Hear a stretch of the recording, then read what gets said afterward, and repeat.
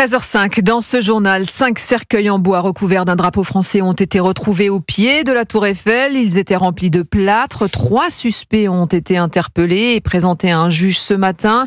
William Molinier, une nouvelle affaire qui relance les soupçons d'ingérence russe. Oui, et ces opérations se multiplient, mais on s'aperçoit qu'elles ne sont pas très bien exécutées parce qu'à chaque fois, elles sont au mieux entravées, au pire détectées par les services français. Ce fut le cas dernièrement pour les Mains Rouges sur le mémorial de la Shoah ou les étoiles juives bleues taguées dans Paris. À chaque fois, les suspects sont des ressortissants d'Europe de l'Est, Bulgarie, Moldavie, Ukraine. Derrière tout cela, selon des sources du renseignement, il faut y voir la patte des services secrets russes qui recrutent dans ces anciennes républiques soviétiques des équipes itinérantes payées à la tâche. À chaque fois, le même mode opératoire. Les sous-traitants ne restent que quelques heures sur le territoire français, remplissent leur contrat, puis repartent le plus rapidement possible.